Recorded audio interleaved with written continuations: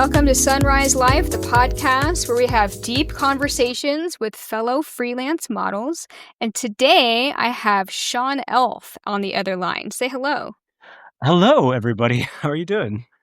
Thank you for having me. Doing fantastic. Yeah, absolutely. Thank you for taking the time to be on this show. I mean, I haven't recorded an episode in like a month, and I was like, oh man, I got to find somebody to interview. And I keep on seeing your posts, and they're always very entertaining. So I was like, he would be fun to do an interview with. Oh, I made it into your algorithm. There's something about me that appealed to you in this. That's funny. Yeah, Instagram often comes up early in this podcast when we're talking because it's like the platform that we all use, even Right. though they're always shadow banning us. But Right. I think you use it well. You do a lot of entertaining video reels that are comedic. Right. Yeah. It's funny because I usually use the comedic video reels to try to get people to go to other sites where they would pay to Yeah. see more of me or the people that I'm with, but I never know if that works or if people just follow me for those funny reels. But yeah, social media is such a strange thing, especially for art modeling, because there'll be times where like everything is covered or it's like an implied nude, but then those images can still get banned. And it just Mhm. I'm sure you've dealt with that struggle many, many Oh, times. yeah. And of course, you see famous people posting stuff that's much more explicit, but they can get away with it. And then, we get something deleted or we get our account deleted for, something that's, we're naked but far away and none of the bits are showing. So it's Yeah. Have you had posts taken down? Yes, I've definitely had posts that violate the terms or whatever. There are people, it's usually religious groups that will follow me that will report that will report a bunch of stuff just to kind of troll. Every once in a while, I'll appeal it, but I think what I've done, I think it's my ass. My ass is the trouble spot because I never do full frontal on Instagram, obviously. But so if I'm showing, like, if you see the crack, I usually censor it on Instagram at this point, which hurts my soul because it ruins the art photo. But, I guess you have to. Tell me about it. So I know that you and I met, oh man, maybe like 8 or 10 years ago initially at FetishCon, right? Yeah, I almost want to look up. I feel like it was longer than that. I think because I moved from Florida in like 2014 or 15. So I want to say we met in maybe 2013, but Okay. I was body painted, I remember, and you were working the convention, like, meeting photographers and all of that, and I was writing Yeah. about the convention. Yeah, so long ago, it's funny. Admittedly, I vaguely remember that. I think the main reason that I know that we met at FetishCon is because years and years later, when that photographer April was setting up a shoot with us, Yeah. she was like, "Oh, you guys met already?" And I'm like, "We did," and it was just kind of a hazy memory for me for some reason. I honestly don't expect you to remember that because it was like a convention, and I go to a lot of adult conventions and you meet, hundreds of people, and you were a model at this convention, so you probably met, 200, 300 people that weekend, and it was such a small thing. The reason I think I remember it is we took a picture. I have the picture. I think I posted it as part of like my story. And I think for some reason we exchanged numbers because when you message me, I still have your numbers saved from back then. The same number. Yeah, yeah, apparently. Yeah, and I think you interviewed me or something when we were there, and Oh, I answered a few questions. yeah, maybe I posted an interview with you. I'll have to look that up. The company that I worked for since like went out of business, but I think some of the posts are still online somewhere. So I'll look and I'll send you the link in case it's still up so you can share it with your be interesting to read that now. Yeah, I'm always kind of curious about my past self just because so many years have passed.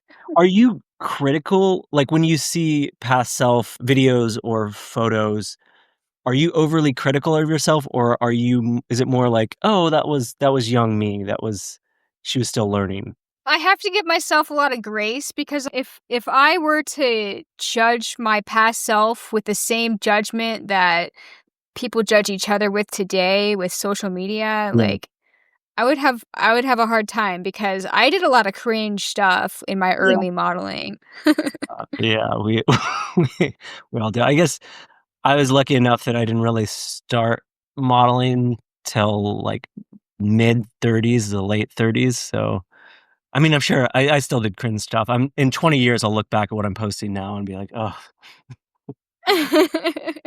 So, yeah, I'd like to get more into your past. Okay. Like, tell me about how you first got into modeling or being photographed or this kind of, like, media world. Wow, okay.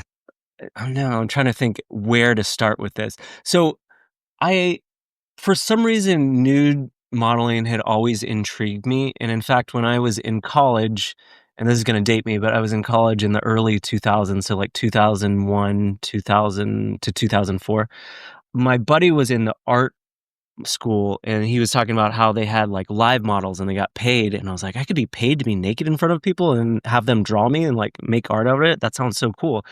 And so I this is back really before the internet was huge, and I posted, like, basically a little flyers thing in the art school saying, like, if you needed an art model, and one guy messaged me, and he wanted to meet up, but I chickened out because I didn't know. It was just he could have been sketchy, but also he could have just been a normal guy who wanted to photograph me. So that was my one almost doing nude modeling. And then Okay. this kind of all builds into it, but also I was very insecure growing up. I was like a very late bloomer, and so in high school, I was, like, really small for my size until kind of senior year, and so I was always insecure about my body, but then in senior year in college, I started, like, streaking as a way to, like, kind of celebrate, like, put my insecurities on parade, and Wait, I you think started streaking? yeah, I started streaking in college. As a Cool. way and I kinda did it at parties too, like, I'd run through the party. I was like the naked guy at parties. Continues to this day, now I'm like the Speedo guy at parties.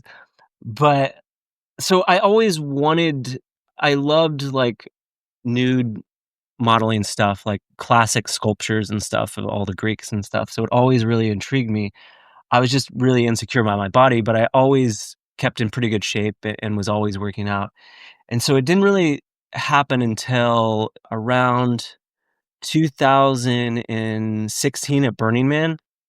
I was Wow. there yeah, yeah, I was what was I? I was, like, mid-30s, and I was dating a adult performer who also did stripping, and she did some nude modeling, but it was more, like, erotic kinda stuff. But she came to Burning Man with me, and I just kept meeting photographers out there that, like, basically wanted to photograph her, and so I was just kind of, like, helping out, and then this one guy, you probably know him, Aaron Feinberg? He's based out of Hawaii. Yeah. Yeah. He was there, so he was like, "Do you wanna jump in a few?" And I was like, "Yeah, I would love that." And so I posed for a few shots with her, and that was my first time, and I was like, "This is so cool." And then the last day of Burning Man, we had biked by this place, it was called the Free Photo Zone, like, the whole time, and I always wanted to stop in. I thought it was just a photo booth, and we stopped in, and it was like an erotic photo booth thing, and so April, who you know, came out and she was like, "We're looking for people to have anal sex on in photos." And I was like, "Where is this going?" Like, I was in the porn world, but I wasn't, like, a performer at all, and my partner at the time, she only did girl, girl, but it was just more the experience, and they weren't posting the photos anywhere, so it was just, like, having the experience of, like, having sex in front of a camera. Huh. Yeah, such a strange story. And she I don't know if this is, like, too risque for your podcast, but Go for it. we were only doing anal sex at Burning Man because, if yeah, let me think how to say this in a way. Her body basically all the dust, like, if we had regular sex, was causing problems, so she only wanted to have anal sex, and she was just pretty much ready at any time. So we went in, and that was my first time having sex on like with photos, and it was I don't know if you know John Brennan. He's based out of San Francisco, I think.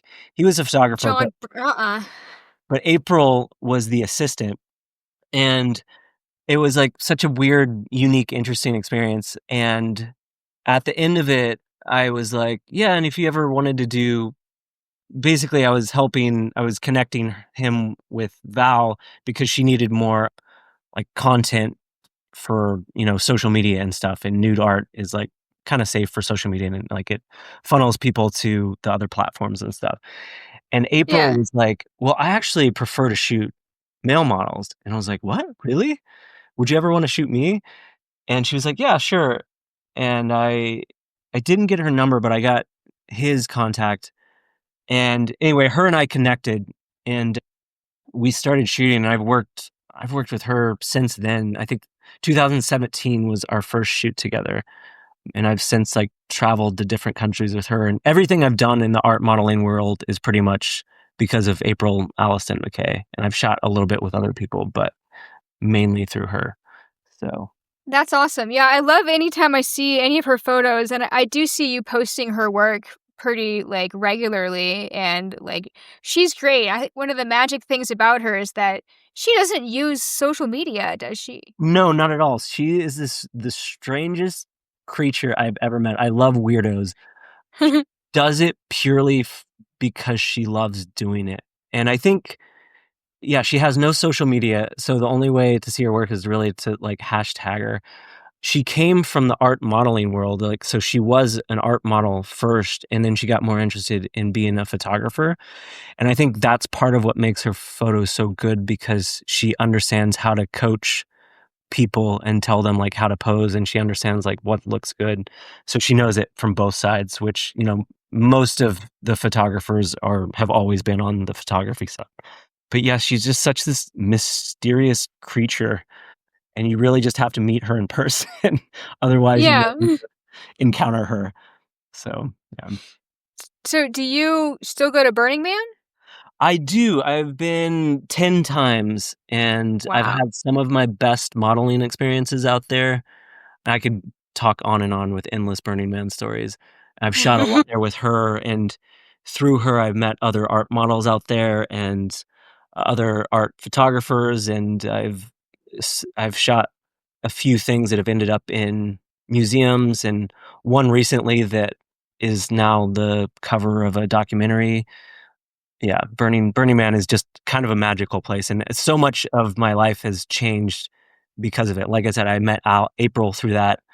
I've met so many great connections through Burning Man. It's Oh, liberating. you're really selling it. I haven't been Oh, before. you haven't been? How have you not? Well, I'll keep my short story short, but leading up until 2012, I really, really wanted to go, and I Mm, finally had applied for the broke people ticket where you yeah, write them a letter and you're like, I can contribute and I can help out. right. And they approved me. So I had a ticket, and then immediately after I got approved for my Burning Man ticket, I got my second DUI. Uh, And I had to go to court and I had to get sober for 2 years because I had to get a deferral and I had to go to AA twice a week and I was court ordered to be sober and I was like, I don't think that I could go to Burning Man and like not yeah. get fucked up. I will tell you, I stopped drinking when I turned 40, so 3 years ago now. I've been to Burning Man twice sober. Well, I still do psychedelics, but I don't drink, so I don't know how that figures. Okay. But, it if you've been sober long enough, you can definitely do it, but I could definitely see the temptation because it is the first few years I went, I mean, it's basically an open bar everywhere, but there are, like, sober camps, and there's actually a lot of sober theme camps and stuff, so there are people that do it, but I could definitely see how It's tempting. difficult that would be.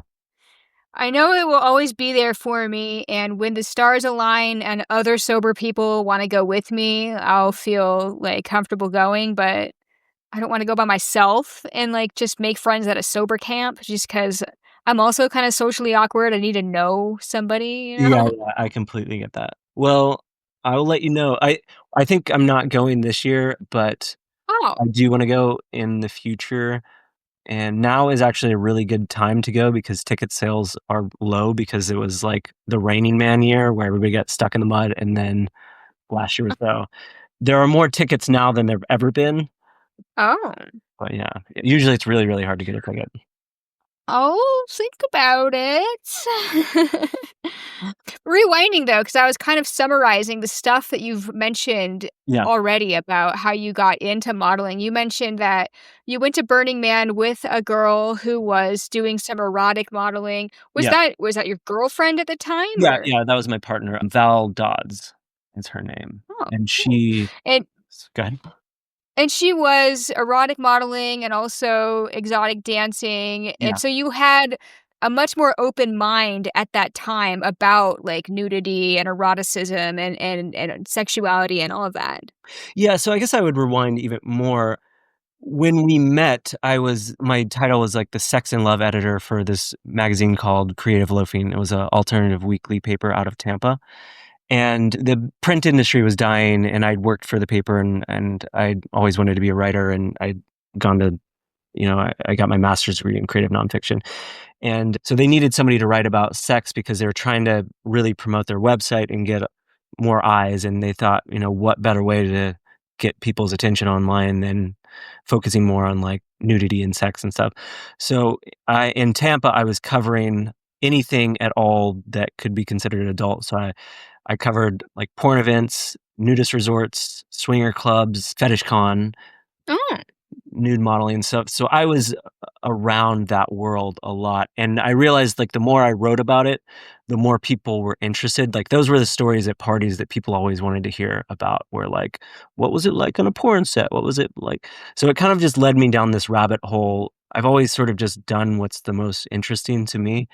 And so writing never really paid that much, but it opened a lot of doors and it just kind of led to me eventually being in the adult industry full time. But meeting a lot of you know people, traveling models, basically traveling fetish models, feature dancers, strippers, just people living that alternative lifestyle, I guess.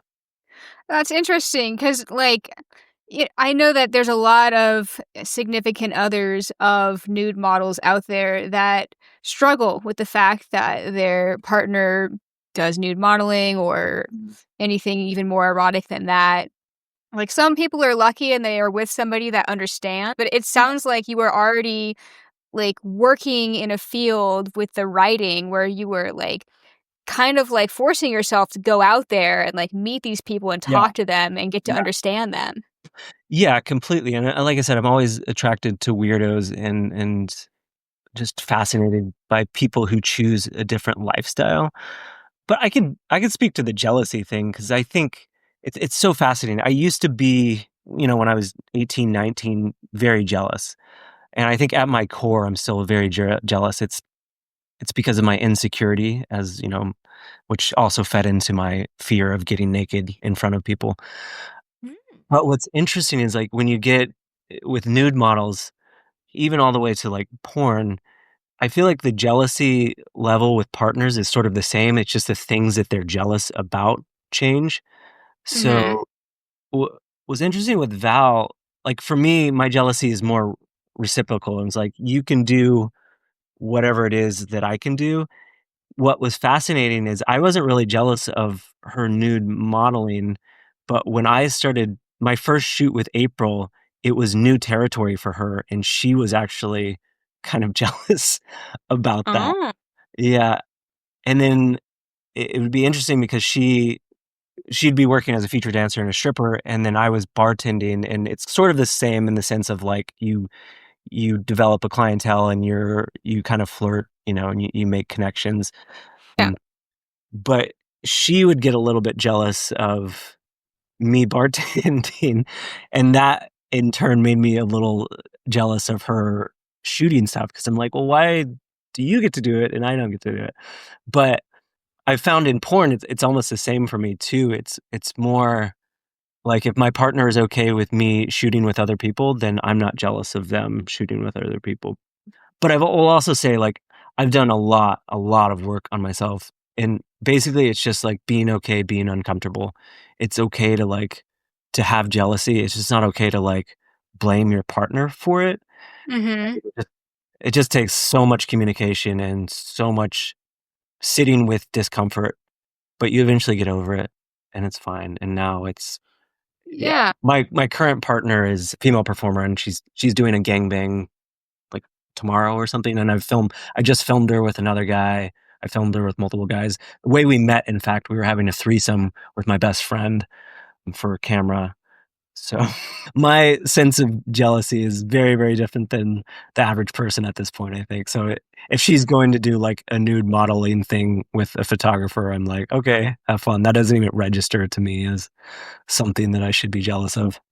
That's all very interesting, and I find that people listening will probably also gonna find it very interesting, maybe even some people out there taking notes, but it's not just that you jumped into this and, like, suddenly you're poly and everything's being Right. filmed, like, this is, like, an ongoing lifelong commitment to the industry as Yeah.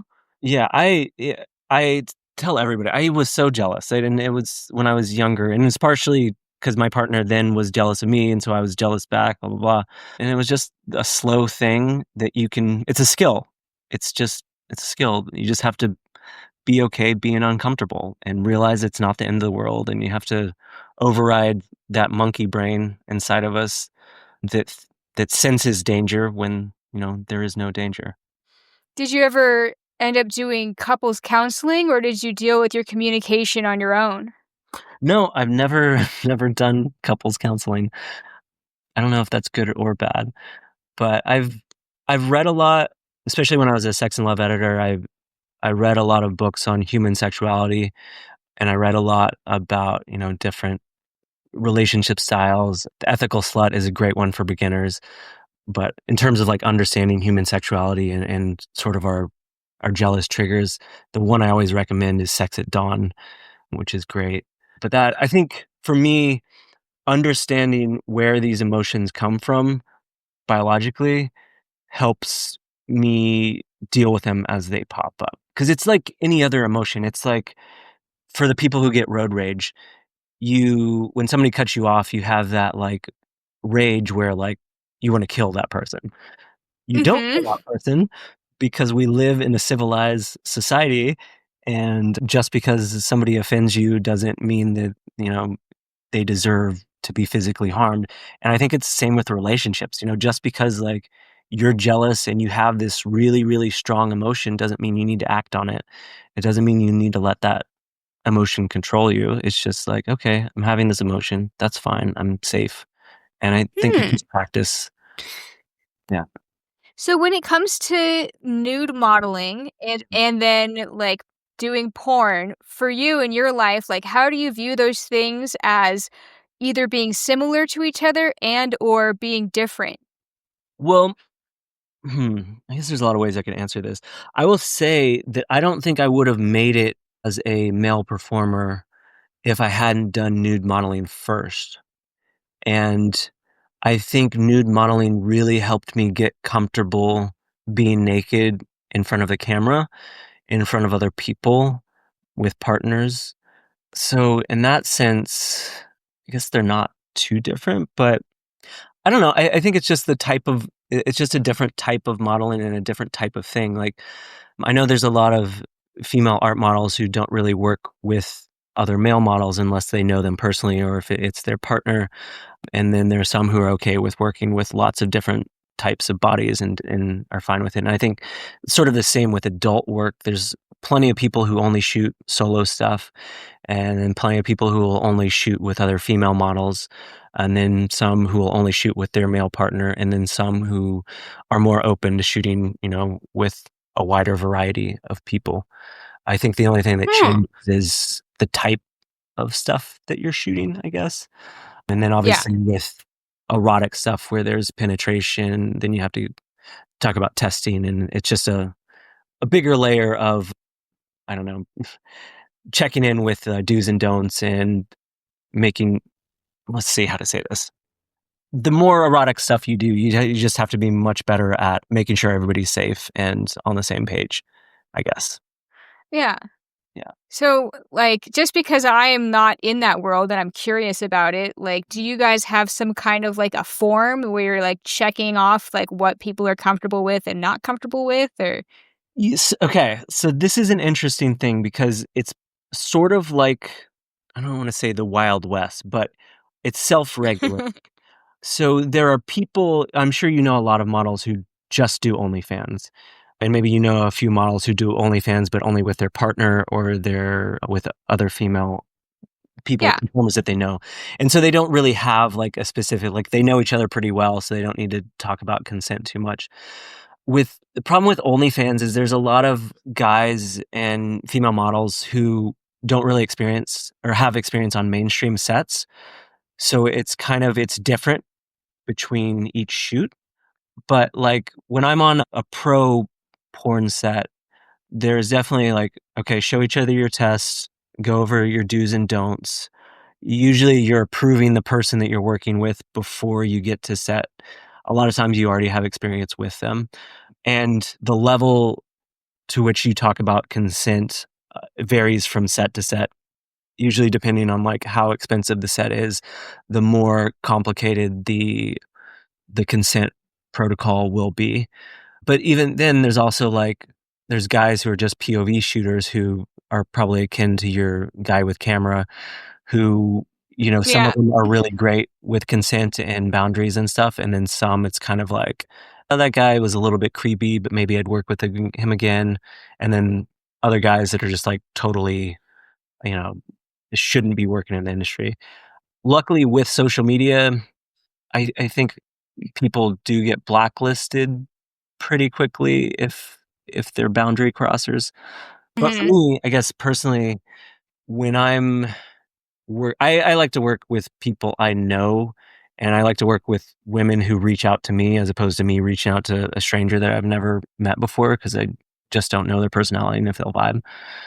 But always showing each other tests, and then before we start shooting, go over, what would you like to happen in the scene? What do you not like to happen? Do you want this to be a rougher scene? Are you on your period? Are there any spots, like, is your shoulder hurting today, or are your, can you not do certain positions? There's just an infinite number of things. And then some women fingering is a big thing. Like, some women do not like any kind of digital penetration. Some women love it. Some women's clits are really sensitive. Some are not sensitive at all. They want a lot of pressure. So just kind of checking in and seeing what your partner is comfortable with. My thing is, like, I would much rather my partner have, like, a safe experience than, like, me blow her mind in terms of being, like, the best sexual partner she's ever had. I think it's interesting in porn, there are a lot of guys who are, like, really dynamic performers, but they tend to be the rougher ones, and they usually tend to not be the best about checking in with boundaries. They just wanna do a scene that looks the best. But for certain people who are into rougher sex, that can cause problems and trouble.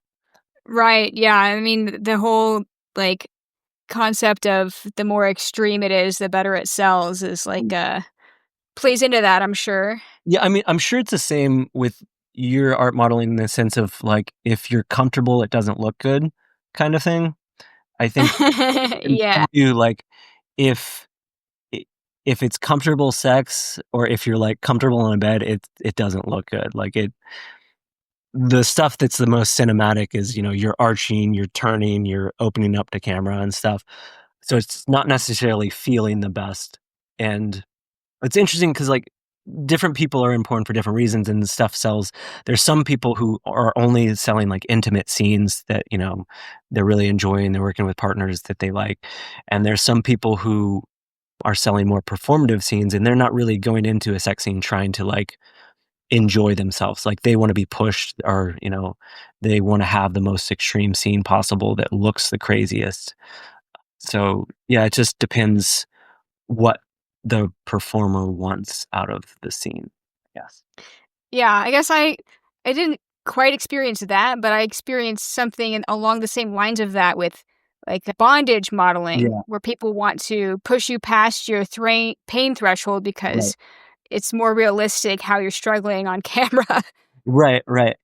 And there are plenty of people who it's like consensual non-consent kind of thing who are into that, but yeah, you've definitely that's I almost think in a lot of ways BDSM and fetish modeling can be more dangerous than penetrative sex scenes, and you can definitely feel more violated, I think. Yeah. I think with bondage modeling, you really wanna trust the person you're working with and make sure they know what the fuck they're doing, 'cause there's just Yeah, so many things that can go absolutely. wrong. Learned that one the hard way. Anyway, let's lighten it up with something entertaining. I like to share crazy modeling photo shoot stories, but if you had crazy stories relating to your porn career, I would like to hear any of the most crazy one story, two stories, whatever you had prepared for this. Let's Okay. hear about some of your crazy Yeah, I stories. guess it just depends on what type of crazy you want. I can tell you I have a quick one. Let me think. Okay. What do I wanna go with? There was one okay, so I'm sure you've shot with male photographers who are older and they can't really that much. Yeah. I love to get lost in nature instead of just, like, the photographers who just wanna pull off the side of the road and shoot you, like, off of a highway, and I'm like, "Oh, that's awful." So April and I, we were walking I think we were, like, 5 miles deep in Boulder, Colorado on this trail, and it was nice because I felt so free because I wasn't worried about anybody walking up on us, and I was naked climbing this rock, and she was shooting really tight, so I could have been like a foot off the ground and it would have looked just as impressive as if I had been like, 10 stories up or whatever. But for some reason, I was like, no, the shot's gonna be cooler if I get higher. It's gonna look more like epic. And keep in mind, I'm naked scaling rocks and probably about 1 story high. So not a crazy level, but like high enough that if I fell, it was gonna be a problem. And I reach up to this handheld hold and I feel this sting. I'm like, "Oh, that's not good." And then I felt another sting, and then I see this wave of hornets come over, and so she's firing away at this point, and then I'm, like, scrambling to get down as fast as possible, and it was one of these, like, crags where basically my feet were pressed against one side of the wall, and then my hands were pressed against the other side, and so I'm trying to, like, walk down as fast as possible. I put too much weight on my right shoulder and my right shoulder just gives out and it pops out a joint and then I fall, but at this point I'm probably 5 feet from the ground, and so I kind of fall safely onto, like, rocks.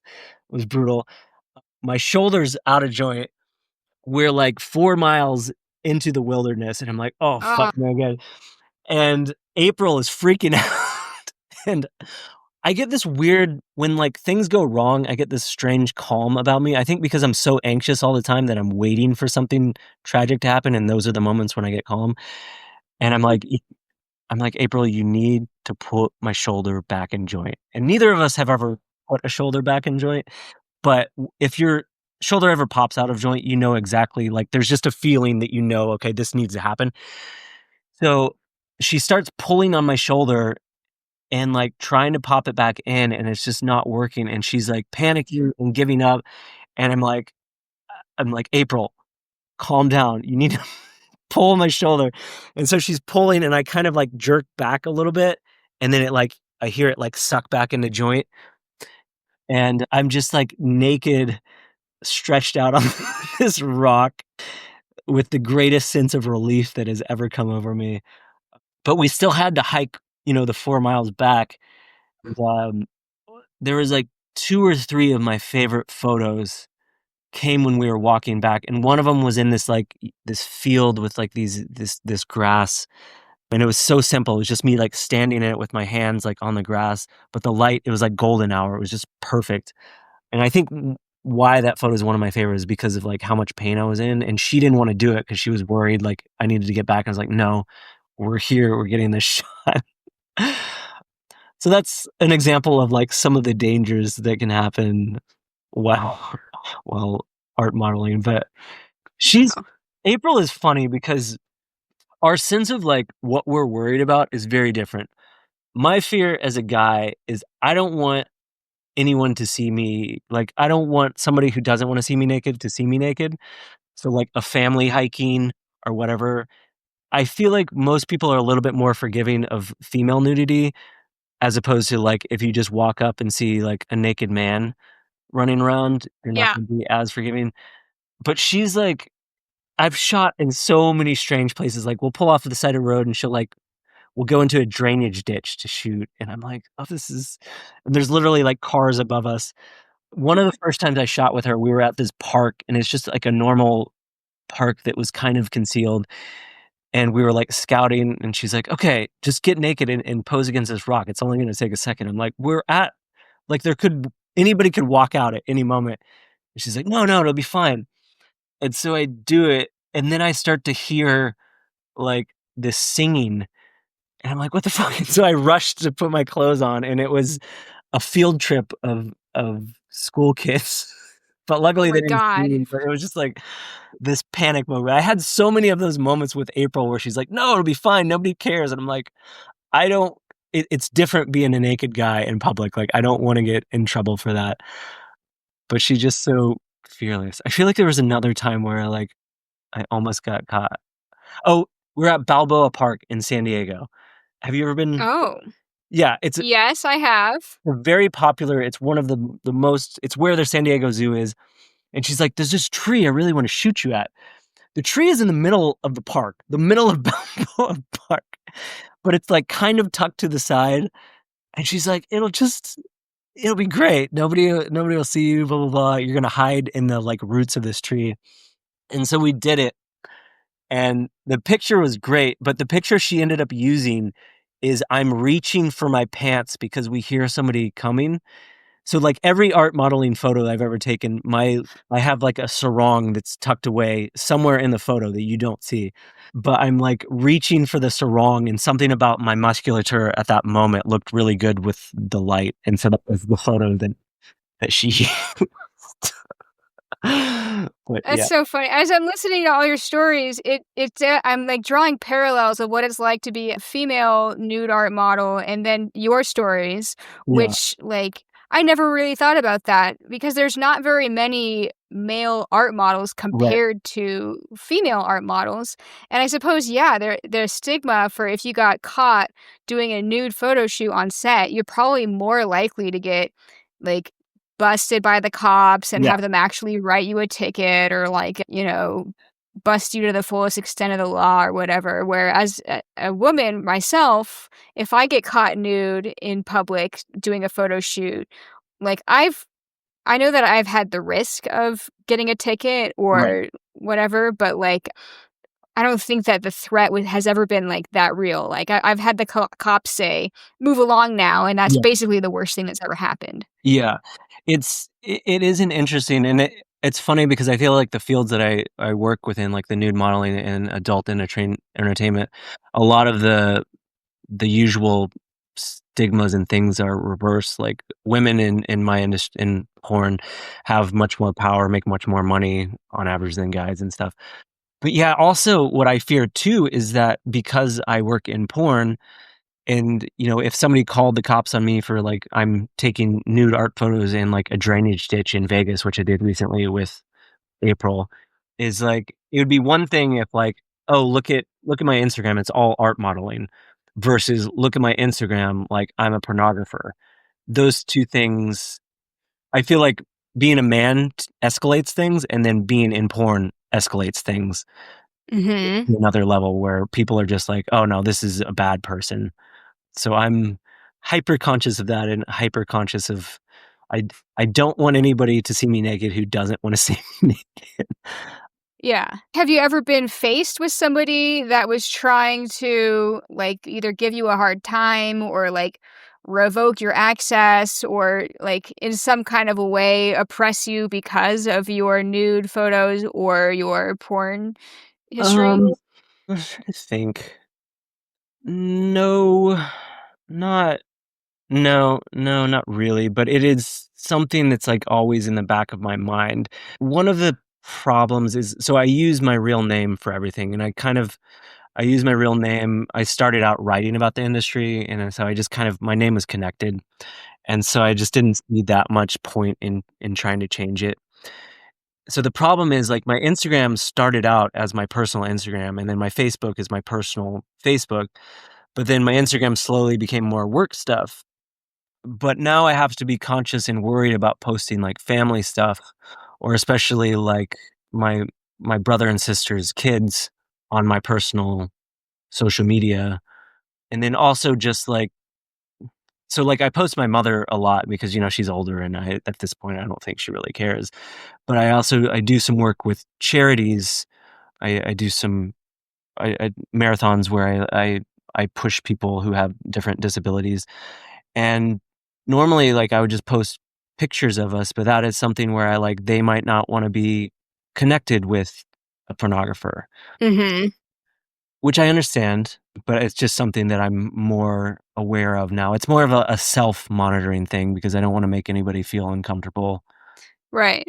Yeah. Yeah, I get that too. Like, there are times where I have been presented with a possible opportunity where I'm like, "Oh, yeah, like, we could collab on Instagram. I have a lot of followers, but you're gonna get this other traffic from Right, my page that right, you might not like." right, yeah.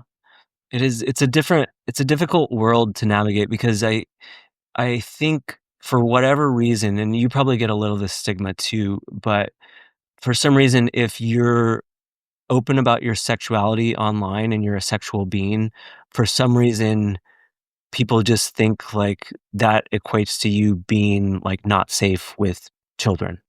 You know what I mean? Like Yeah, you can't be a sexual creature and then also be okay with kids, which is but then you need to have sex to have kids. right, right. Exactly.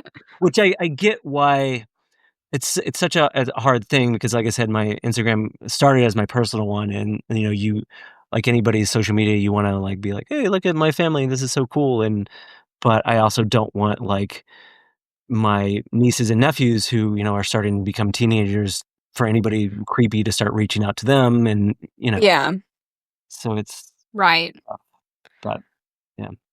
Yeah, it's good to have some kind of boundaries on social media, and I use my real name too. I mean, Jessica is my middle name, not my last name, Gotcha. but, Yeah, I've always kind of yeah, had a thing. I um know a few other adult stars that use their real name, and I think the reality is if somebody wants to stalk you badly enough, they can find out that information pretty easily. right. Yeah. And if you're using your real name, it's like, how is somebody gonna blackmail you? Like, it's already That's out there, you right. know? Like, "This is me," right? I think that was kind of my thinking too, is, like, I'm not hiding anything, like, this is who I am. If you wanna look me up, you can see everything that I do. I'm not trying to pretend this isn't me, and I think that also I think about that too in terms of the things that I shoot. Like, I wanna be proud of them. I don't wanna look back and be like, "Oh, that was something awful." I don't know. So, yeah. Right, like, not doing something that you wouldn't normally want to do in real life just because of the Right. money or whatever. Right. Exactly. I can get behind that. So another question that I also ask everybody on the show, I call the rising phoenix moment in your life. Okay. Can you describe a situation, and we might have already grazed on this, and if we have, you could just elaborate more, but Yeah. describe a situation where you were faced with some kind of a challenge, and it could be related to your career or not, where you had to overcome this challenge. Well, this will be funny, but the rising phoenix, I feel like I could relate it to my penis. Because Okay.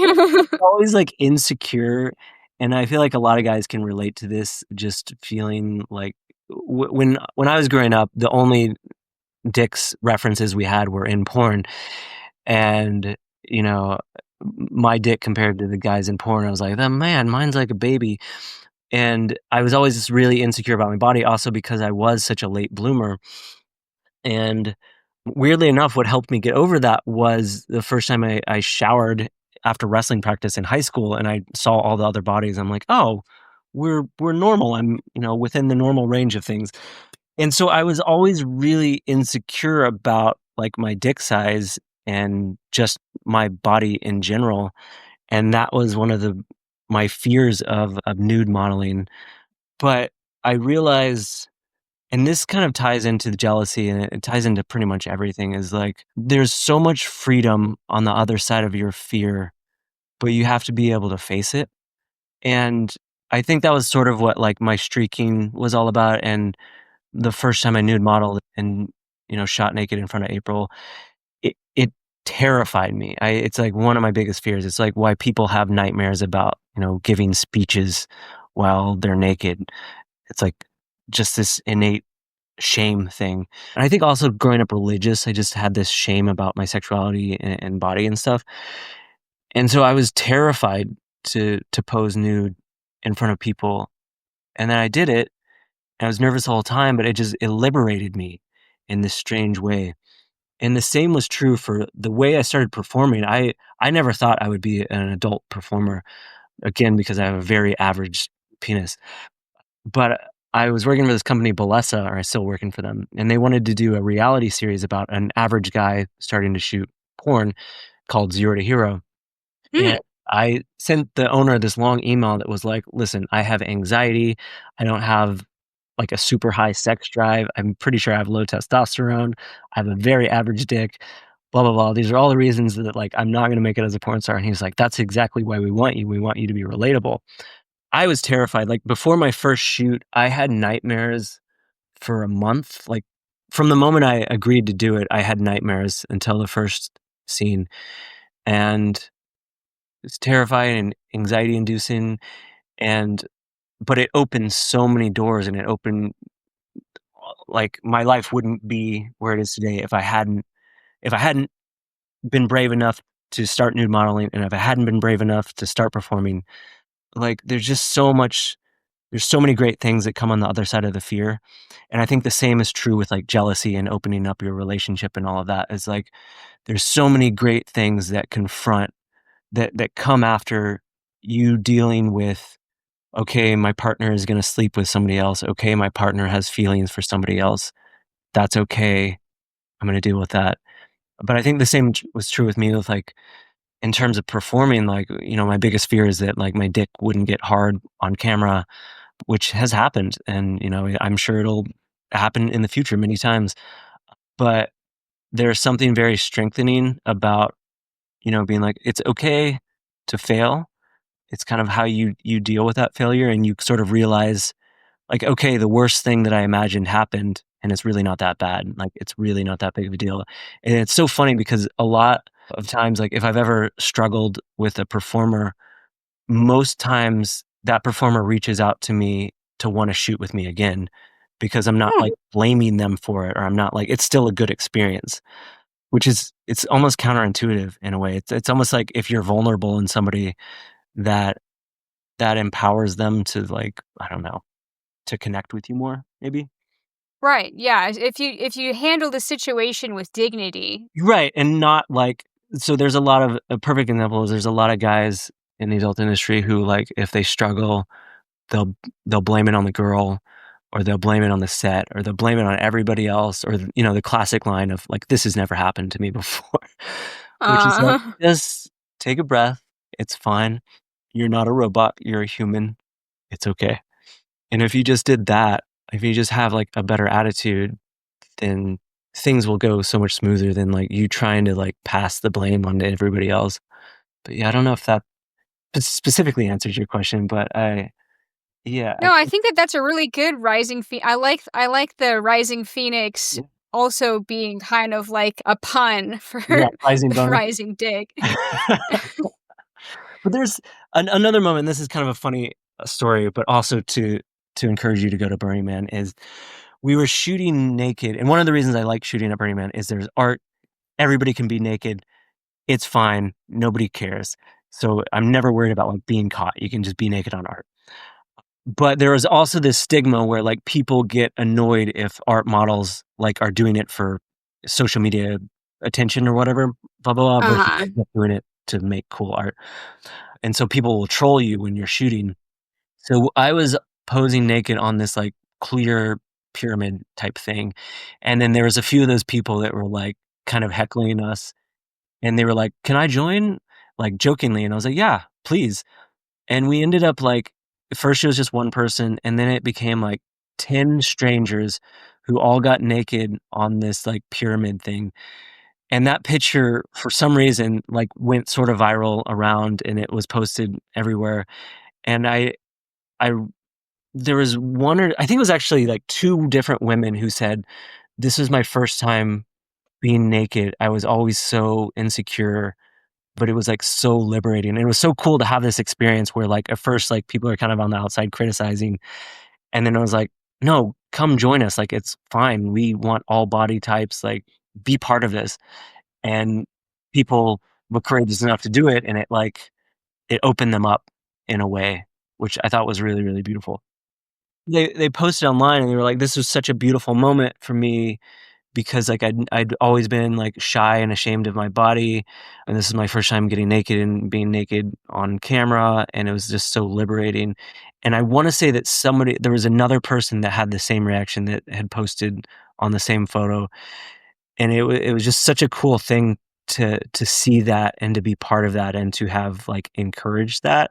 Because I think one of the greatest things about, like, nude modeling has really helped me embrace my body, but I have had a few other friends that I've helped, like, we've done photo shoots and stuff together, and I think it's, like, it's been really liberating for them because there's so many different, like, beautiful body types, and I think it's great too that we all see that.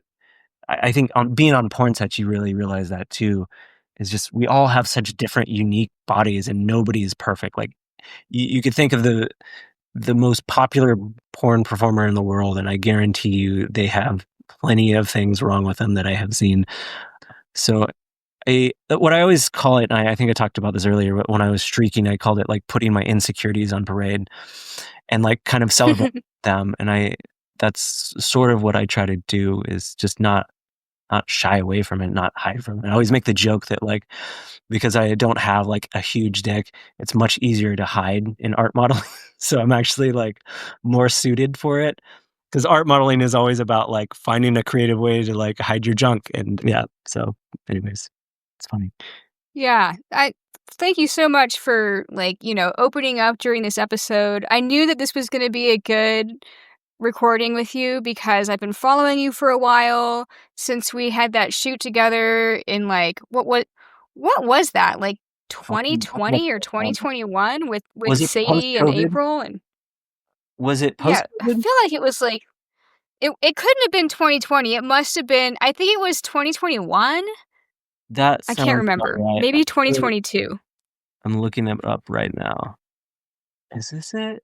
Yeah, I was living in the van. it was October 13th, 2021, because we Wow, did you were able this. to pull that up pretty quick.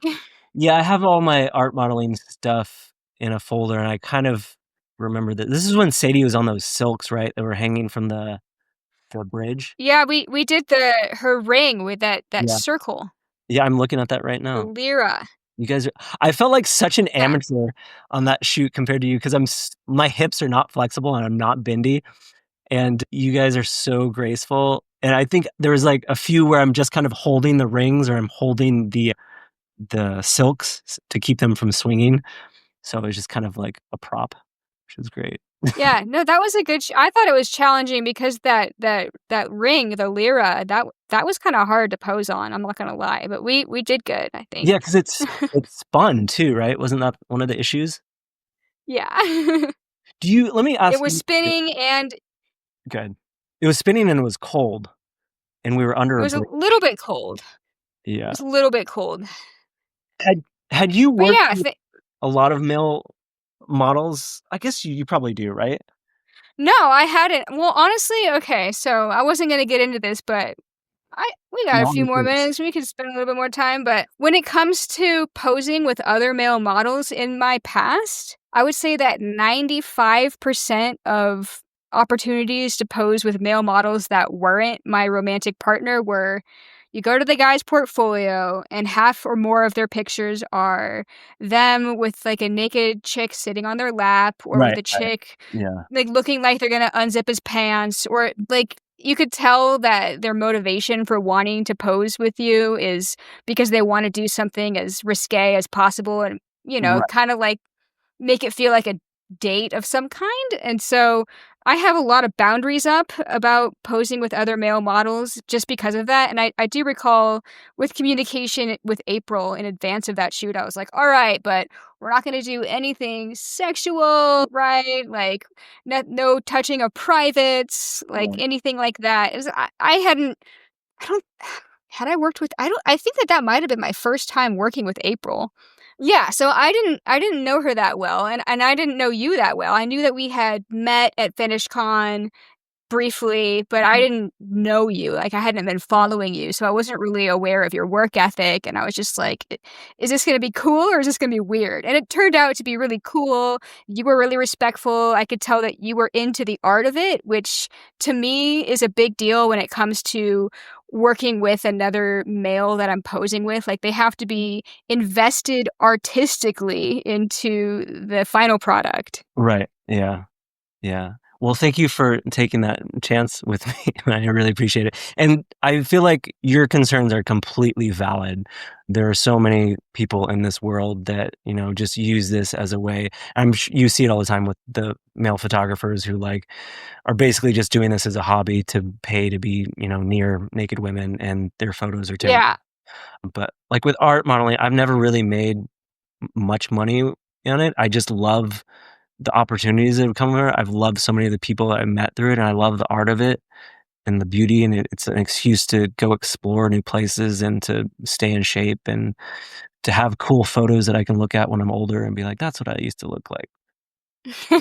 Yeah, totally. And I also really like that you've brought up, communication and consent with art shoots and with the porn shoots because especially if you do have experience in more erotic stuff, I think that some people who aren't like really in the industry might look at that and think, "Oh, like he wants to work with me, but I see him do this other stuff. That Right. means that he wants me to do that too, right?" Right. Yeah, I think it's interesting is working in porn, like, we're so experienced with, like, talking about consent and going over consent that it's almost second nature at this point, whereas, like, I don't know that in the art modeling world, maybe I don't know if you guys have consent talks beforehand, but, yeah, I think everybody's different, though. There are plenty of creeps who are male performers who I don't think I would suggest shooting nude photography with, but there's plenty of, Yeah. like, nice, sweet guys that, I think one of the big things with porn is, like, you might think, "Oh, this guy does porn, he's gonna expect me to, like, wanna shoot, like, OnlyFans stuff with him," but I have plenty of sex with plenty of people, like, I don't need more people to have sex with, I just want when I do, like, the nude art modeling, I just wanna do cool art stuff, like, yeah, I'm good, but, Yeah, that's good to, just put that out there for any potential future collaborators, I guess. yeah, yeah, Yeah. And then what was I gonna say? Oh, you mentioned if there's any kind of consent talks in advance with when I'm working with art photographers, and that is kind of a weird thing because I also have an OnlyFans and a Patreon, and I do have solo work on my OnlyFans, but that doesn't mean that I'm gonna do that at photo shoots. You know what I mean? yeah.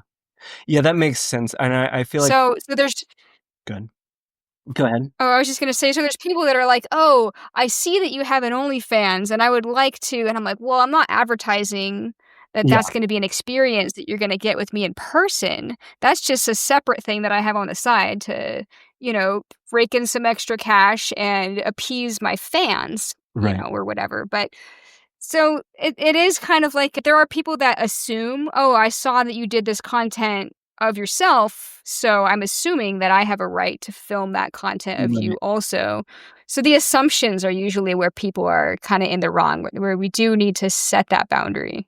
Yeah, and I'm sure you get a lot of the guys, which it's the same in the porn world of like there's these guys that where they'll offer to shoot photos of a model for free if they want to like if you can do like a hand job or a blow job video for their OnlyFans or the what also gets creepy is like the photographers that'll like shoot promo pictures of a girl for free, but then the whole time they're like, "We should really collab sometime. Like, I'm tested. I have an OnlyFans."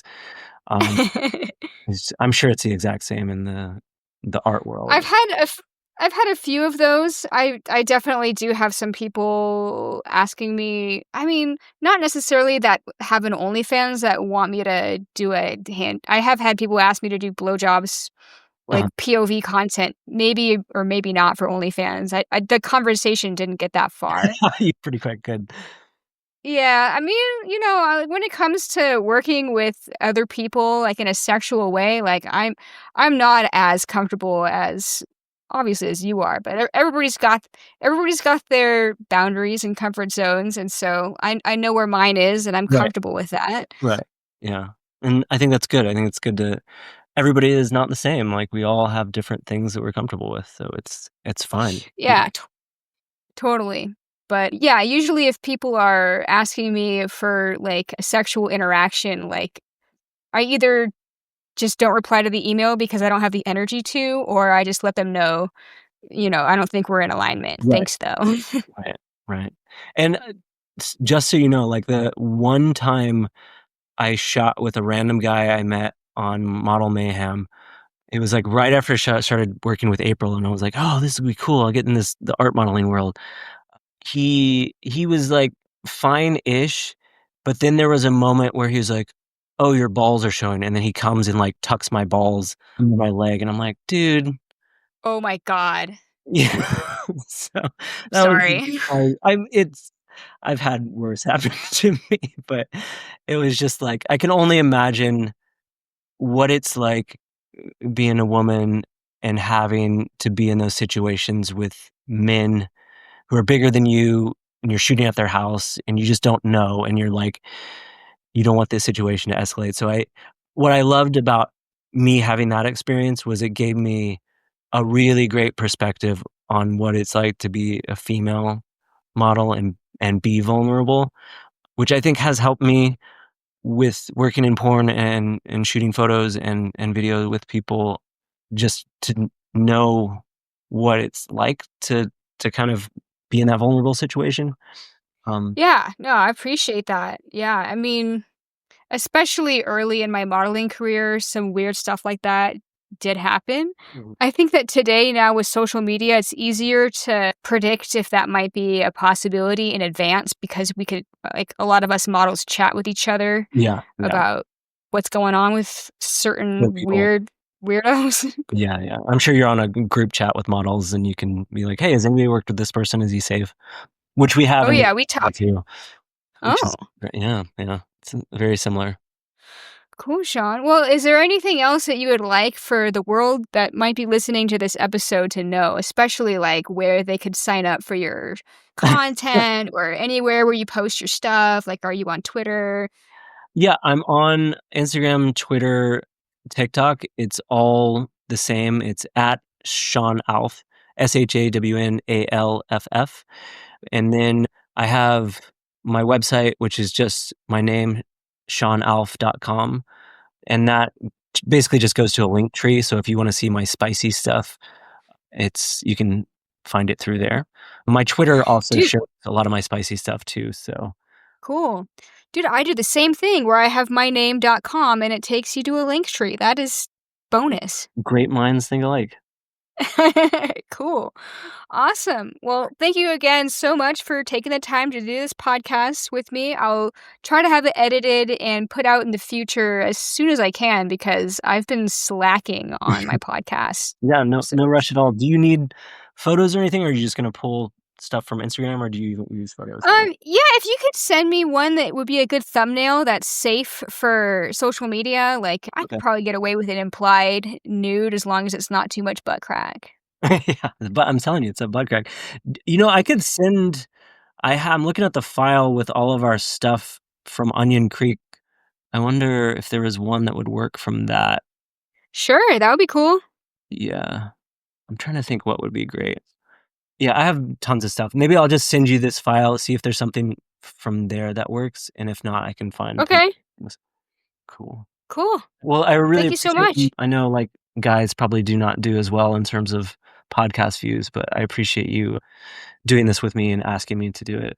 So thank you. Yeah, I had a great time. Thank you again so much for doing the podcast. And, views are not as relevant to me as it is to me having like a good time Yeah. recording these podcast episodes and finding new and different types of people to interview. Yeah. So thanks. Completely. Of course. All right. Well, I will. All right. Talk to you later. Bye-bye.